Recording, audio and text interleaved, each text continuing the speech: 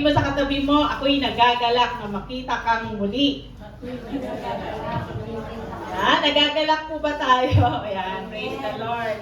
At sabi nga ay patuloy lang po natin ipagdasal ang ating mundo na sana magkaroon po ng kapayapaan at patigil na rin yung gera na nangyayari po sa gitnang silangan sa Middle East. Yan. Alam ko kung wala pong bagay na imposible kay Lord. Amen? Amen. Yan.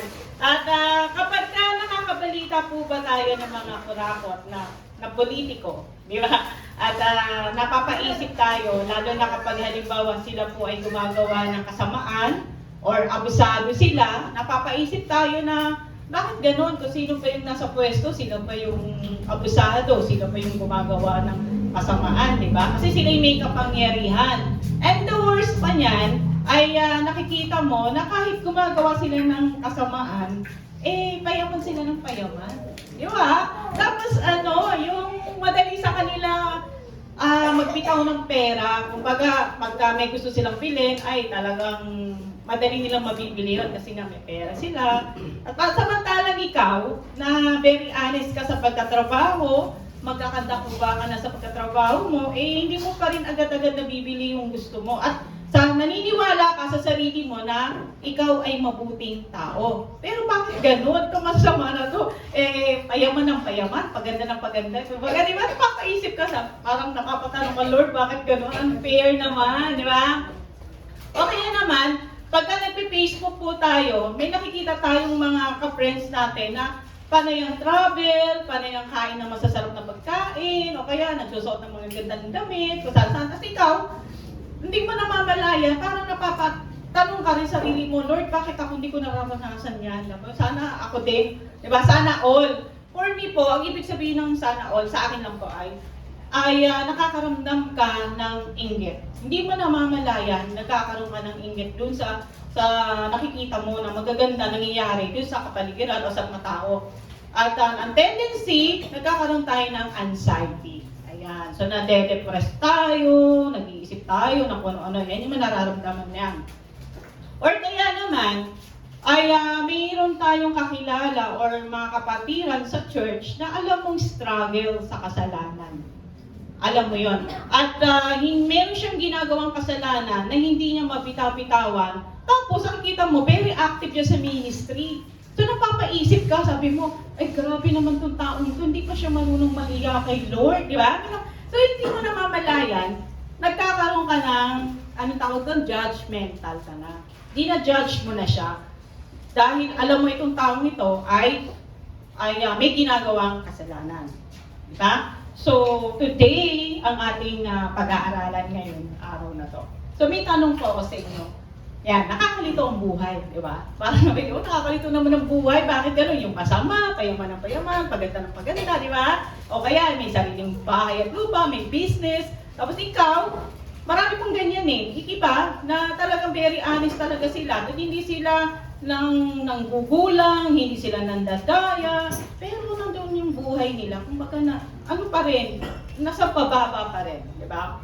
At ito ang tanong ko, madalas ka bang mabalisa? Ayan, tanong mo sa sarili mo, madalas ka bang nababalisa? Ang ibig sabihin na nababalisa ay nag-overthink, isip ng isip, meron pang ibang word yan balisa, naiirta, naiinis, nagagalit, yan, marami siyang meaning. So, madalas ka bang nababalisa? Lalo na, yan ang tanong mo, bakit may magandang nangyayari sa masasamang tao?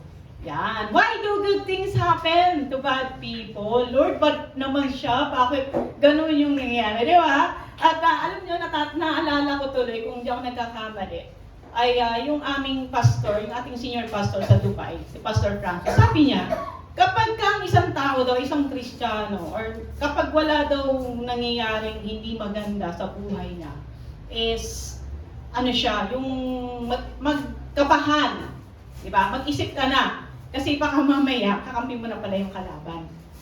Di ba? Kasi di ba anong sabi doon sa Bible, kapag may mga pagsubok na dumarating sa ating mga buhay, anong sabi sa Santiago 1:2-3? Magalak tayo kapag may mga pagsubok na dumarating sa buhay natin kasi doon ay mas lalo nating ano yung ating pananampalataya sa Panginoon. Amen? Ayan. So, dalawang question, no? Madalas ka bang nababalisa? Bakit may mga magandang nangyayari sa masasamang tao?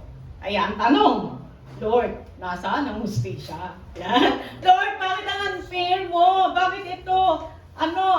Gumagawa naman siya ng masama, pero bakit ganun? Payaman siya ng payaman. Matalang ako, eto, di ba?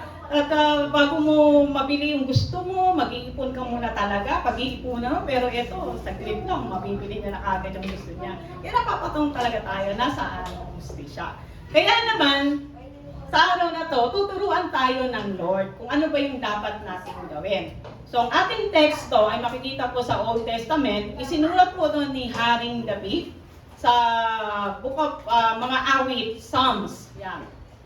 Tuturuan tayo dito ng Biblia, kaya nga ang ating Bible ay lagi sinasabi ng Lord, huwag natin kakalimutan yan, basahin natin yan night and day. And then, itong Psalms 37 na to, tuturuan tayo dito kung paano ba tayo mamumuhay ng merong pananampalataya sa kabila ng nangyayaring kaguluhan sa kapaligiran natin, sa kabila ng nangyayaring kaguluhan din sa isip natin, yung battle of mind na yan. Yan. So, tuturuan tayo. At ang ating pamagat, ayan, yan ako yung English, yung bread of death. Ang mabisang reseta. Alam niyo po ba yung reseta? Yung reseta, ito yung kapag nagpapacheck up tayo, binibigyan tayo ng doktor, ng reseta, na kung saan sinusulat yung mga gamot na bibilin natin, ilang araw mo siyang iinumin, anong oras, di ba? May mga instruction yan. At kapag sinunod mo yon, anong mangyayari? Gagaling ka. So, ganun din sa ating salita ng Diyos. Ang mabisang reseta ko, ito yung love letter na kapag binasa mo ang love letter ng Lord ay mapapaayos ang ating buhay, mabibigyan ka ng wisdom. Ang Psalms po kasi, ito ay wisdom. Tinuturuan tayo ng wisdom. Sabi nga ng isang sikat na pastor, di naman masama humingi ng blessing kay Lord. Ang masama, yung dapat ang uunahin mong hingiling sa Kanya ay wisdom.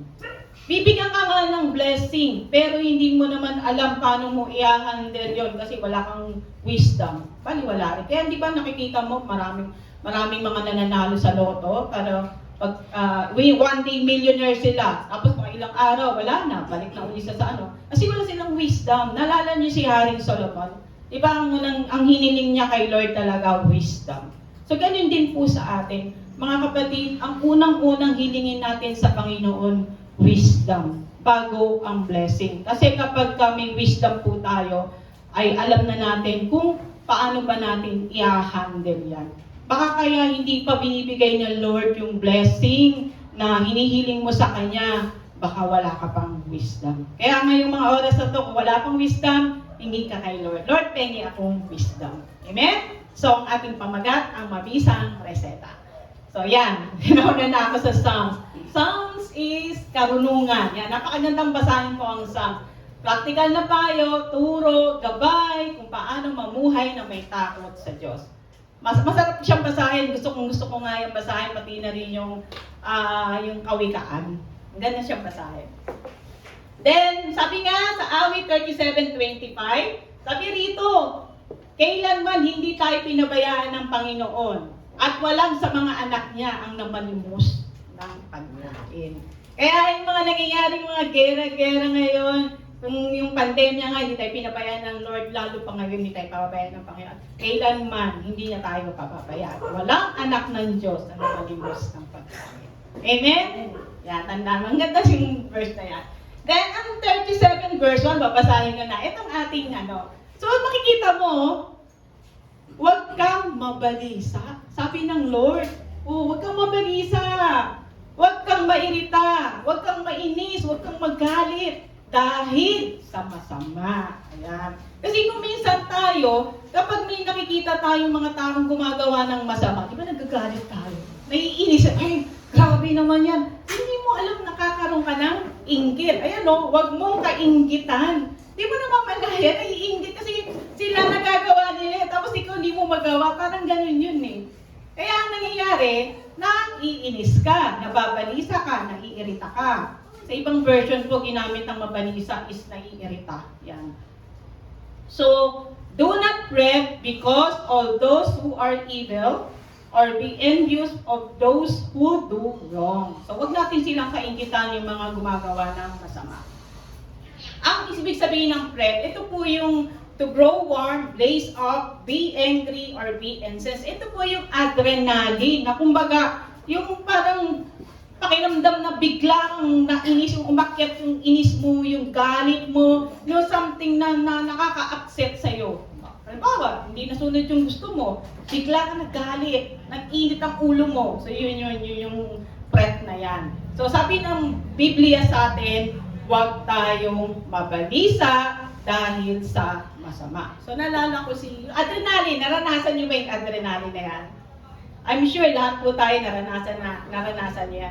Naalala ko si nanay, buntis siya noon eh. Hindi ko alam kung kay Lani o kay Len. Basta malaki na yung tiyan niya noon, mga 8 months na siguro. Eh parang magkakasunog doon sa apartment na, bata pa ako noon eh, siguro mga 10 o 9, mga ganon. Naalala ko lang, kasi hindi ko makalimutan yun. Buntis si nanay, dahil sa adrenaline niya, kasi magkakasunog doon, napuhat niya yung palangganang punong-puno ng tubig, tapos binuhos niya doon. Yun, hindi ko alam kung naalala niya. So, yung adrenaline, so may mga bagay na gagawa natin na hindi mo akalain, nagawa mo. Kaya kapag nagagalit tayo, may mga bagay o may mga salita na yung nababanggit na hindi natin namamalayan dahil sa sobrang galit mo, sa sobrang inis mo. Bakit? Kasi nagkakaroon ka ng inggit, di ba? Nagkakaroon ka ng balisa. So sabi ng Biblia, do not fret, huwag kang mabalisa. Amen? So, lalo na pag ganyan, bakit ganun, Lord?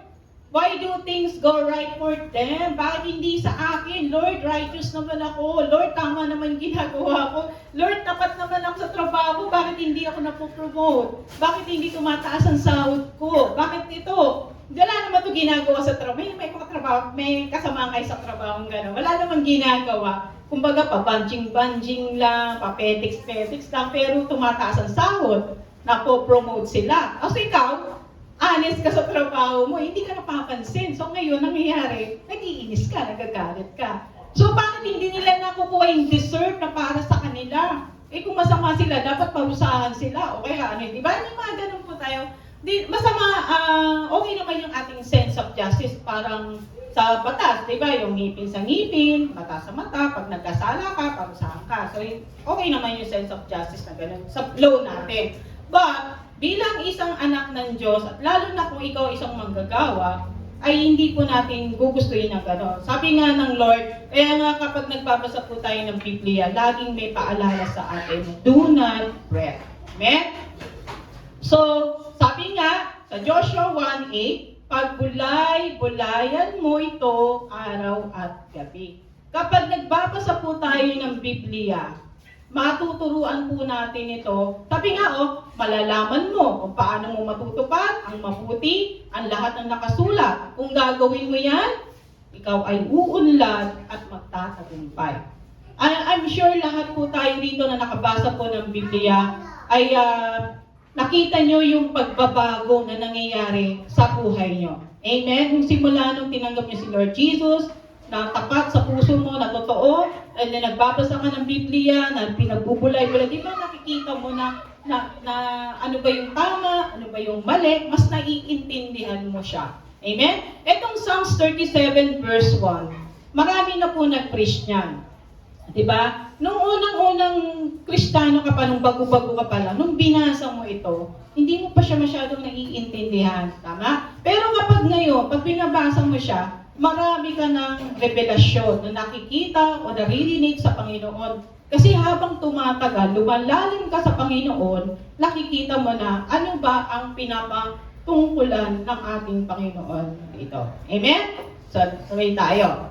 Ano ba ang tinuturo ng Psalms 37 na dapat nating gawin? So, ayan. Diba, sabi ko nga sa inyo kanina, ito yung ating mabisang reseta. Ito yung panlaban natin sa mga anxiety, sa mga balisa natin, sa mga irita natin na nararamdaman. Tuturuan tayo ng banal na kasulatan. Tuturuan tayo ng Diyos kung ano ba ang dapat natin gawin. Number 1, sabi nga, huwag kang mairita dahil sa mga masama, huwag mong kainggitan ang mga gumagawa ng kalikuan. Tandaan natin yan. And pag tumalon po tayo sa verse 3, anong sabi dyan?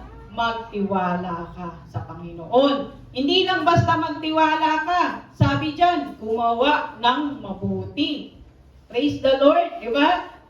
Sabi ng Lord dyan, yan, magtiwala ka kay Lord. Alam niyo sa ibang version, kung di ako nagkakamali, sa NIV, ang ginamit ng magtiwala, umasa.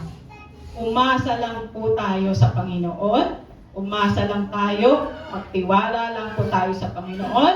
At higit sa lahat, gumawa ng mabuti. Na kahit na nagkakagulo na, kahit na nakikita mo na unfair yung mga nangyayari, unfair yung ginagawa sa'yo, magtiwala ka lang sa Panginoon at patuloy ka lang gumawa ng mabuti. Kasi nga, di ba, sabi sa Efeso 2:10, tayo pa ay nilikha ng Diyos upang sa mga mabubuting gawa na hinanda niya sa atin. Di ba, nung tinanggap natin si Lord Jesus, ang nasa isip lang natin is yung gumawa ng kabutihan. Bakit tayo gagawa ng kabutihan? Hindi dahil gusto mong maligtas? Hindi. Gumagawa ka ng kabutihan sapagkat mahal mo ang ating Panginoon. Amen? Hindi dahil gusto mong maligtas, hindi dahil gusto mong hindi. Dahil mahal mo si Lord, kaya ka gumagawa ng kabutihan. Kaya ka nagsisimba dahil mahal mo si Lord. Kaya ka umaattend ng mga Bible study, ng prayer meeting, o ng Bible study na face-to-face, or nagbabasa ng Biblia ng day and night dahil mahal mo ang Panginoon at dahil alam mo na nilikha ka ng Lord, ito yung purpose natin gumawa ng kabutihan. Amen? Sabi nga, ulitin ko ulit, pag binasa kasi natin yung 37 verse 1 hanggang 5, ang ganda ng mga sinasabi nito by verse. Sabi rito, huwag kang mabalisa dahil sa masama, huwag mong kainggitan, liko nilang gawa.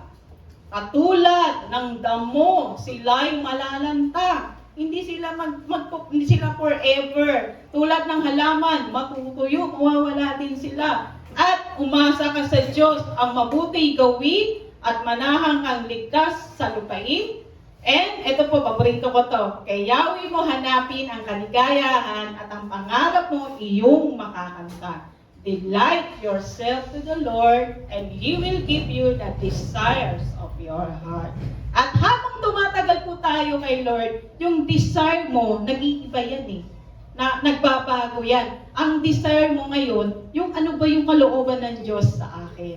Amen? And last word, ang iyong sarili sa Kanya talaga tutulungan ka na kapag ikay nagtiwala. So inulit-ulit. Kaya mga kapatid, magtiwala, umasa lang po tayo sa Panginoon at gumawa tayo ng mabuti. Huwag po tayong pumaris na yung pag gawa ka ng masama, gawan mo din ang masama. No. Patuloy ka lang. Sabi nga, focus lang. Lagi focus lang po tayo. Amen? So, sa Malakay 2:17, makikita natin yung mga Hudyo dyan, ay mga Israelites. Ganun din, nagtanong din sila kay Lord, nasaan na ang Diyos ng katarungan?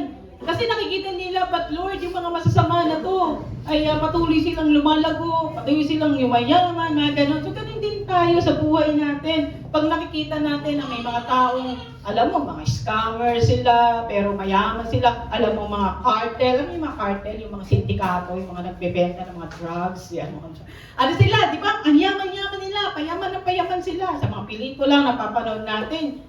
Pero, di ba, napapatanong tayo, Lord, nasaan ang Diyos ang katarungan? Kaya, yan, nasaan ang hustisya? Kaya nga, itong Biblia, itong araw na to, yung inaaral ko nga to, sabi ko, Lord, ang ganda pala itong Psalms 37, verse 1 hanggang 5. Kasi isang magandang paalala po sa atin. Isang magandang na sinasabi sa atin ng Lord ito. Imagine, no? Nandito pala yung sagot. Sabi ng Lord, huwag kang mabalisa, huwag kang mainggit.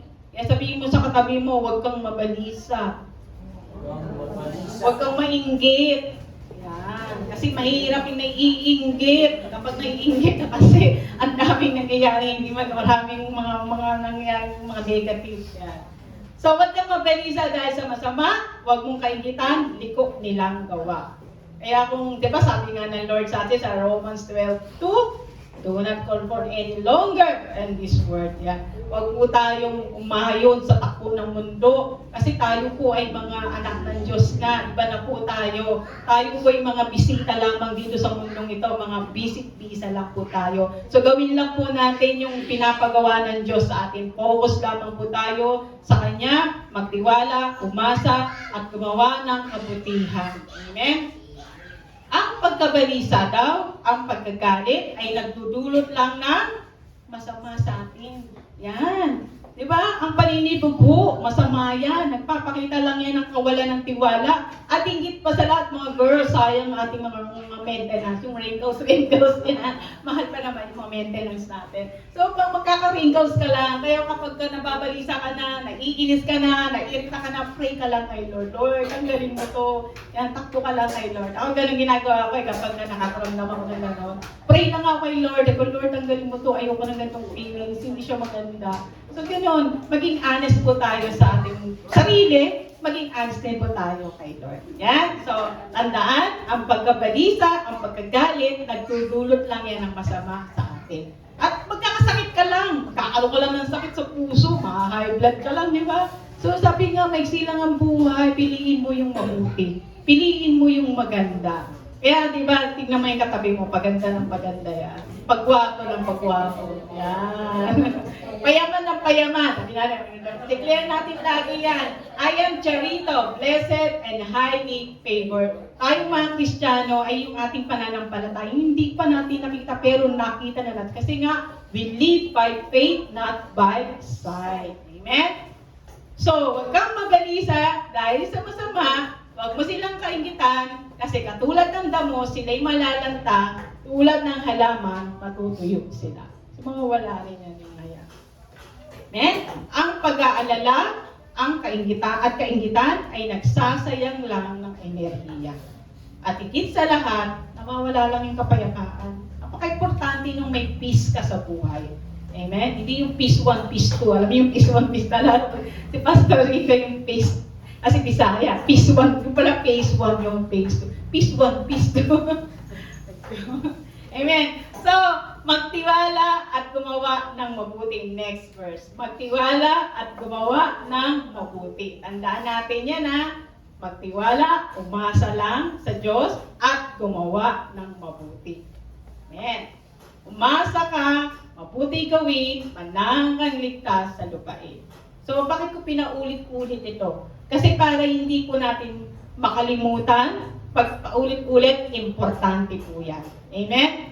Kasi tendency, minsan, paglabas natin sa church, ano nga ba yung message? Minsan nakakalimutan natin yan. So, maganda, paulit-ulit, para makapasok talaga sa isip. Amen?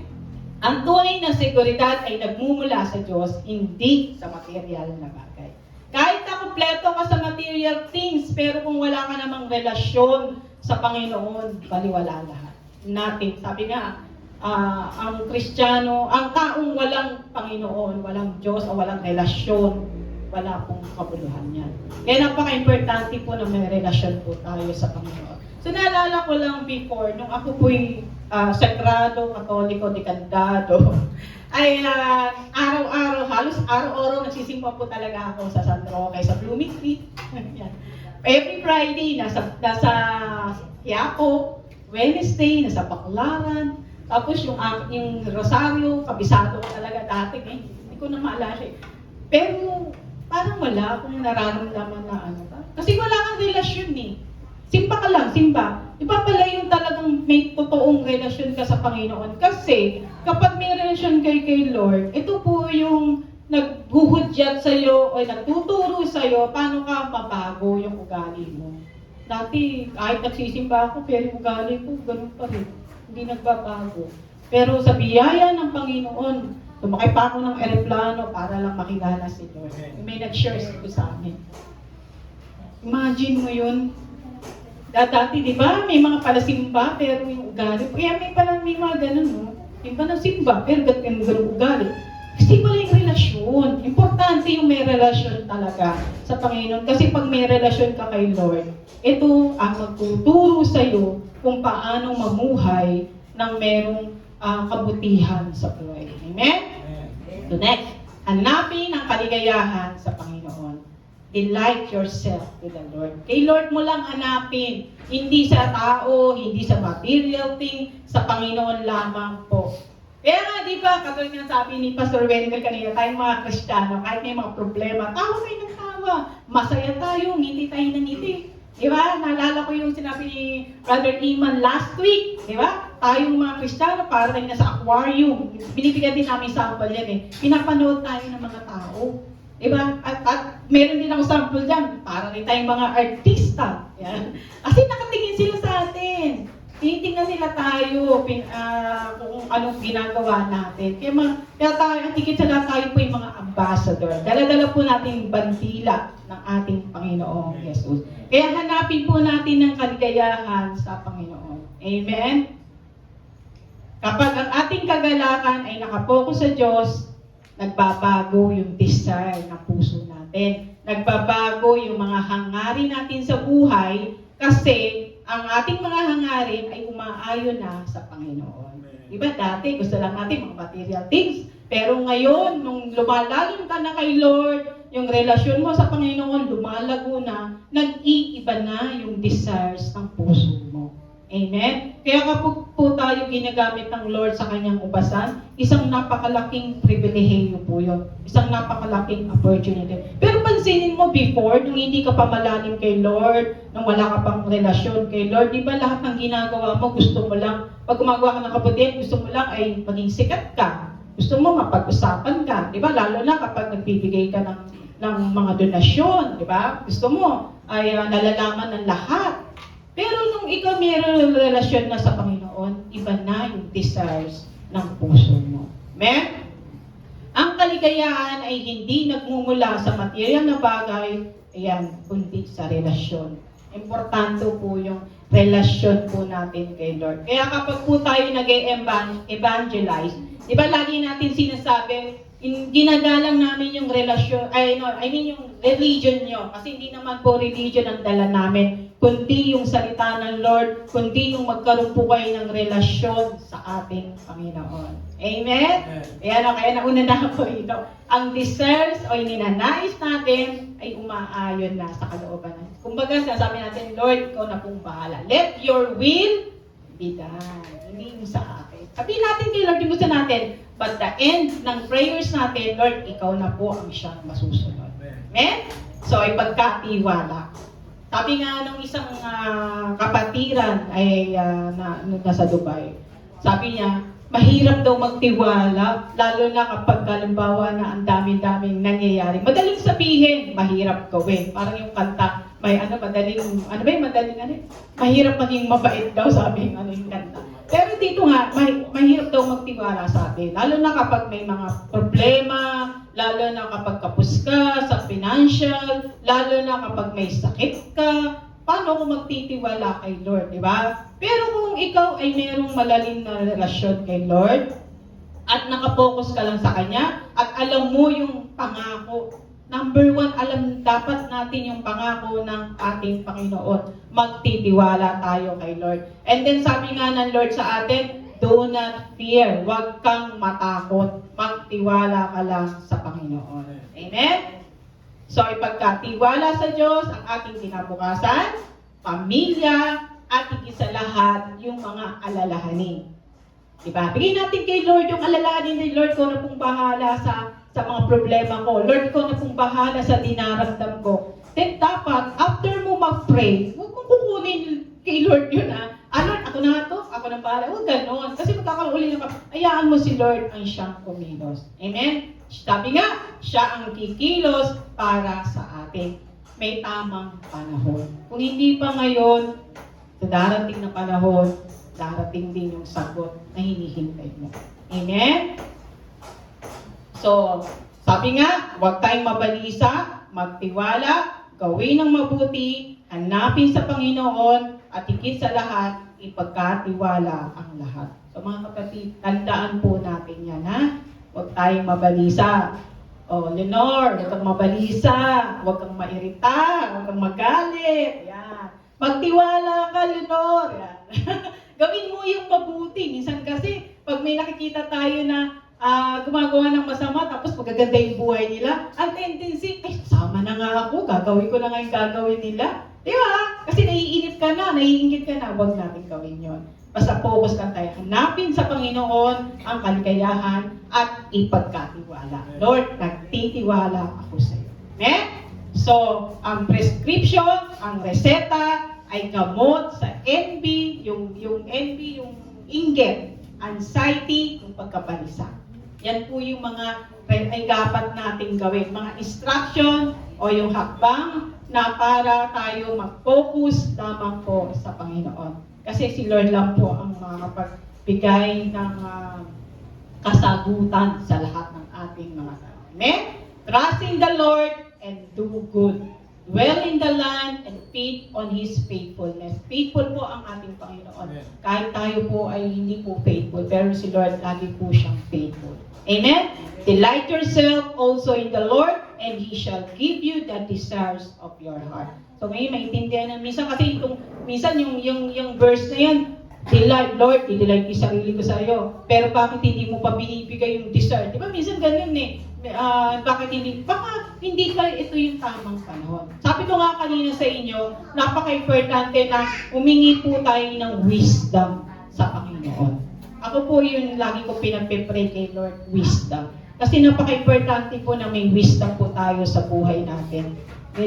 Napaka-importante po pala at napakahalaga po niya. Amen? And in conclusion, bitawan. Yan. Bitawan niyo na yung pag-aalala. Bitawan mo na yung inggit. Yan. Bitawan na po natin yan. Ang hamon sa atin, mga kapatid, ay magtiwala, gumawa ng mabuti, at higit sa lahat, magpasako sa plano ng Diyos. Amen? Do not get upset when you see other people being blessed more than you are. Yan. Huwag po tayong ma-upset. Huwag po tayong maiinggit sa kanila. Huwag po tayong maiinis. O kaya huwag po tayong magagalit pag hindi nila na kukuha yung deserve, na kumbaga yung punishment. Parang, ayaw mo si Lord ang siyang bahala. Amen? So, huwag ma-fret. Do not fret. Do not worry. Huwag magpa-apekto. Huwag mag-init ng ulo. Huwag magkim-kim ng selos. Ang pag-aalala sa ginagawa ng iba ay nagdudulot lamang ng masama sa atin. Magkakasakit ka lang, magkaka-wrinkles ka lang. Sayang ang maintenance mo, ulitin ko ulit. So, hayaan ko lang sila. Sa ikaw, focus ka lamang sa pinapagawa ng Diyos. Amen? So, wag mo raw sayangi ang emosyon. Sayang lang emosyon, sayang lang yan. Sayang. Dapat mag-focus ka lang sa paglilingkod at pagtitiwala sa Kanya. Nakakaubos lang ng energy yan. Papangit ka pa. Kaya dapat mag-focus lang sa paglilingkod at pagtitiwala sa Kanya. Kaya tingnan mo yung mga Kristiyano, di ba? Laging masaya, laging nakangiti. Kaya minsan, may sasabihin, bakit parang wala kang problema? Uy, meron naman. Pero si Lord ang bahala sa biyaya niya. Ako, lagi nasasabihan yung kakilala ko, uy, buti ka pa, Leonor. Lagi ka na lang maganda. Maganda. Praise the Lord. Si Lord ang nagpapaganda. Yeah? Yung kita mo yung mga taong, pero kita mo yung mga taong, yung walang talagang relasyon. Laging grumpy, lagi nakasimango, puting di ba? Kaya mean. Alam niyo yung mean, lagi nang bubuli. Pero tingnan mo yung mga Kristiyano, lagi siyang masaya, laging nakangiti, kahit may pinagdadaanan, kahit may sakit, di ba? Lagi nakangiti kasi alam niya na hindi siya pababayaan ng ating Panginoon. Amen? Kaya maganda po, magbasa po tayo ng Biblia. Day and night. Wag po natin gawin siyang cake. Yung cake, babasahin mo lang pag meron kang problema, may pinagdadaanan ka lang, huwag ganun. Basahin natin yung Biblia. Amen? Ang tagumpay ng masama ay panandalian lang. Ngunit ang tiwala sa Diyos ay nagbubunga ng walang hanggang kapayapaan at katatagan. Kaya mga kapatid, huwag ka nang mag-alala, magtiwala ka lang.